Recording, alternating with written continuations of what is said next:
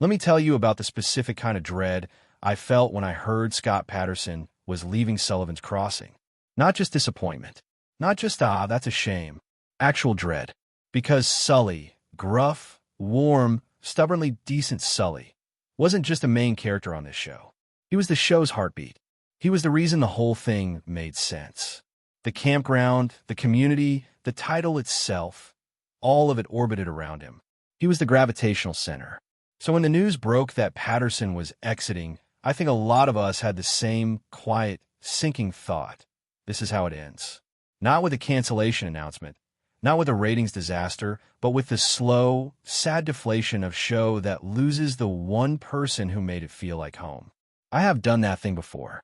I've watched a beloved show try to survive the departure of a core character and just not make it. The energy shifts. The writers scramble. The remaining cast looks slightly lost, like they're performing without a stage. It's painful in a very specific way, because you can see exactly what the show was trying to do and exactly where it's falling short. So I watched season 4 of Sullivan's Crossing braced for impact. And then something happened that genuinely surprised me. Something that doesn't happen as often as it should in television. The show got better. I want to sit with that for a second because I don't throw that around lightly. Better is doing a lot of work in that sentence. I don't mean better in the way that an action series gets better when it ups the spectacle budget. I mean better in the quiet, intimate, character-driven way that this show has always cared about. Deeper, more focused, more willing to let its characters exist in the gray space where real, emotional life actually happens. Season 4 of Sullivan's Crossing feels, against all reasonable expectation, like a show that knows exactly what it is and is finally fully committed to being that thing without apology. And a huge, genuinely huge, part of why that works is Maggie. Maggie Sullivan has always been the emotional engine of this series, even when the show sometimes seemed unsure of that fact. She's the one who left, came back, struggled with identity, wrestled with grief, and tried to figure out who she was outside of her father's legacy and her own carefully constructed professional persona. She's the character with the most interior life, and season 4 stops treating that as a secondary concern and puts it front and center where it belongs. Without Sully physically present as the show's anchor, the writers made a choice, maybe a forced choice, but a smart one, to let Maggie carry that weight. And Sophie Gendron just absolutely rises to meet it. There's something in her performance this season that feels unlocked, like she's been given permission to stop being reactive and start being the protagonist. Not the daughter of the protagonist, not the love interest of the protagonist, the actual, full-throated, complicated, wonderful protagonist herself. And honestly, I'm here for every second of it. Now, Liam. We need to talk about Liam, because when I heard Secret Husband arrives, my first instinct was groan and brace. Because we've all seen this trope deployed badly. It's the lazy wrench thrown into a slow-burn relationship. The writing room panic button labeled viewers getting too comfortable. Press in emergency. The secret ex, the surprise spouse, the mysterious figure from the past who shows up to ruin everything right when things are getting good. It almost never works because it almost never feels earned. It feels like a detour designed to delay rather than a development designed to deepen. But Liam somehow is different, and I've been trying to figure out exactly why since I finished the season. Part of it is the writing. His arrival isn't framed as a villain move or a pure obstacle. He's not the bad guy swooping in to steal Maggie back. He's a person, a specific, complicated person with his own history, his own legitimate feelings, and a genuine claim on Maggie's past that the show refuses to trivialize. The writers give him enough dimension that you understand why Maggie married him. You can see the person she was when she made that choice, and that makes the whole situation feel emotionally authentic rather than dramatically manufactured. Part of it is also what Liam's presence forces Maggie to confront. Because this isn't really a love triangle in the traditional sense, it's a reckoning. Maggie having to face the version of herself that chose a certain kind of life, a certain kind of man, a certain kind of ambition before Sullivan's Crossing pulled her back home. Liam is basically her past walking through the door, And the question the season is quietly asking is, does she want to go back to it? Not because he's terrible, not because the life was bad, but because she isn't the same person anymore. And knowing you've changed and being willing to let go of who you used to be are two very different things. That's genuinely rich territory. And the show mines it carefully, which is more than I expected. Then there's Cal. Oh, Cal. If you've been watching this show from the beginning and you're not emotionally invested in the Maggie-Cal dynamic at this point, I genuinely don't know what to tell you, because that relationship is doing everything right.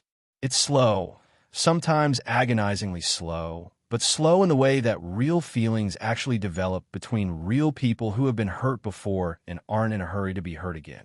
What Season 4 does with Maggie and Cal is something I really respect. It doesn't rush them toward resolution just because a new love triangle element has been introduced. Cal isn't suddenly perfect or demonstratively romantic now that there's competition. He's still himself, guarded in certain ways, expressive in others, quietly reliable in ways that matter more than grand gestures. And the tension between him and Liam never becomes cartoonish precisely because both men are written as genuinely good options rather than one correct answer and one obvious wrong one. The show is asking a question that a lot of romance-adjacent dramas are too scared to ask directly. Is love alone enough? Or do context and timing and the specific version of yourself that you bring to a relationship matter just as much? Maggie with Liam is one Maggie. Maggie with Cal is another. Neither is false. Both are real. And the season lets that ambiguity breathe instead of choking it out with plot mechanics. That's hard to do. Most shows can't do it. Sullivan's Crossing does it almost effortlessly this season, which tells you a lot about how much more confident the writers are in their own story. But you know what I want to spend a minute on that doesn't get talked about enough? The texture of this show. The atmosphere. The way Sullivan's Crossing feels as a viewing experience, not just what happens in it. Because in 2024, 2025, in this particular television landscape where everything is elevated and gritty and dark and morally complex in that self-conscious prestige drama way, there is real, genuine, underrated value in a show that just feels like a warm place to spend an hour. Sullivan's Crossing does not apologize for being cozy.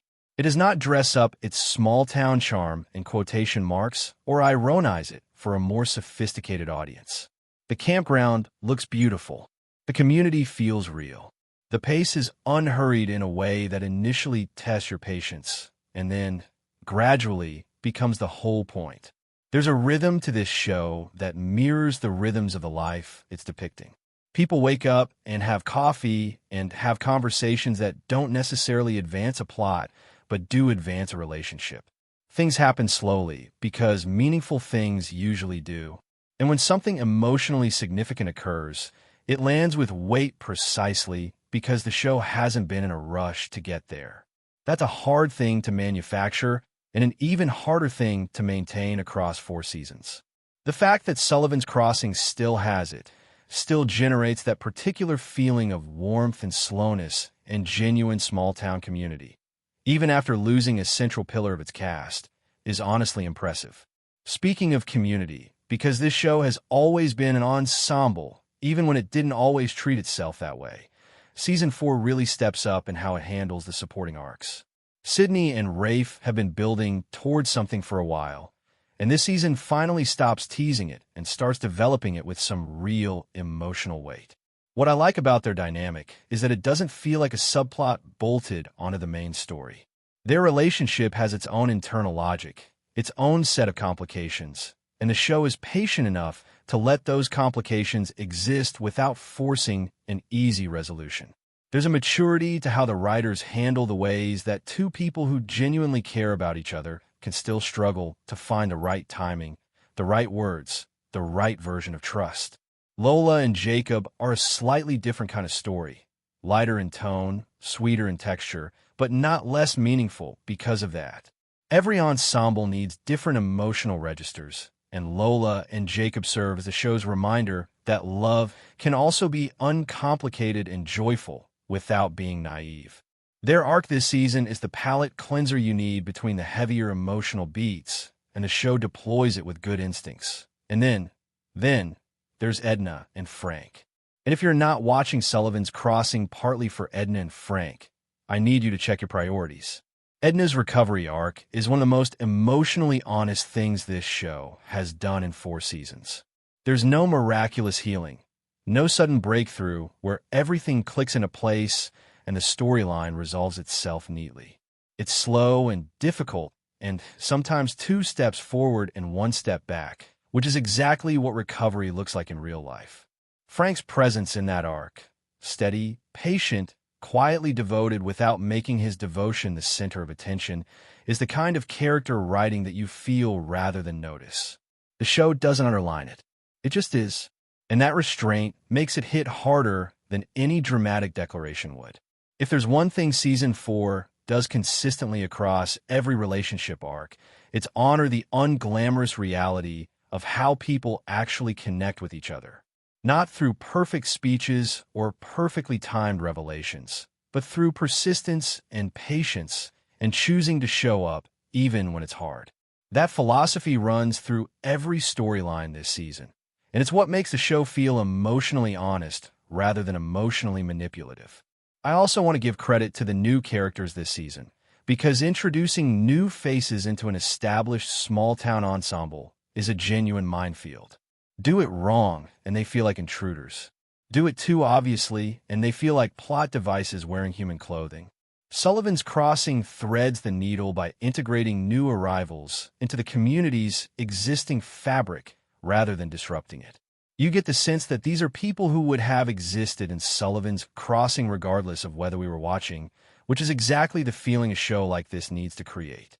The community feels lived in a way that a lot of ensemble dramas achieve in early seasons, and then slowly lose as the show prioritizes plot momentum over atmosphere. Sullivan's Crossing, in Season 4, seems to have made a conscious decision to protect that atmosphere, even at the cost of narrative urgency. And for this particular show, that is absolutely the right call. So, where does all of this leave us? What does Season 4 of Sullivan's Crossing actually add up to, taken as a whole? I think it adds up to a show that survived what should have been a fatal blow and came out of it with a clearer sense of identity than it had going in. Scott Patterson's departure forced the writers to make choices about Maggie, about Cal, about what kind of story they're actually telling, that they might have deferred indefinitely if Sully had still been in the center of the frame. Sometimes constraints are creative liberators. Sometimes losing something clarifies what you actually have. What Sullivan's Crossing actually has is a deeply felt story about belonging, about the version of home that isn't the place you were born, but the place you chose, about the people who show up quietly and stay, about the slowness of real healing and the accumulation of small kindnesses that eventually add up to something that looks a lot like love.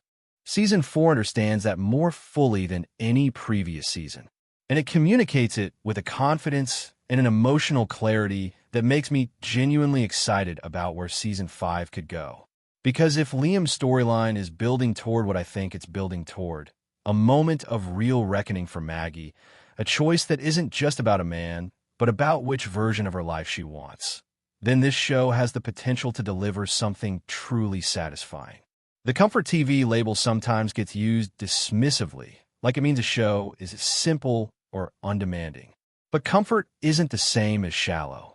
Comfort, done well, is the result of a show that trusts its audience, respects its characters, and is honest about the things that actually matter in a human life. Sullivan's Crossing does all 3 of those things. It still feels like home, even without Sully, maybe especially without Sully, because home, after all, isn't any one person. It's everything that person helped you build. Drop your Season 4 thoughts in the comments. Are you Team Cal, Team Liam, or Team Maggie does whatever she wants because she's the main character? And if you're not watching Sullivan's Crossing yet, fix that. It is the antidote to everything exhausting about television right now. Subscribe if you want more of this. I'll be here talking about the shows that actually make you feel things.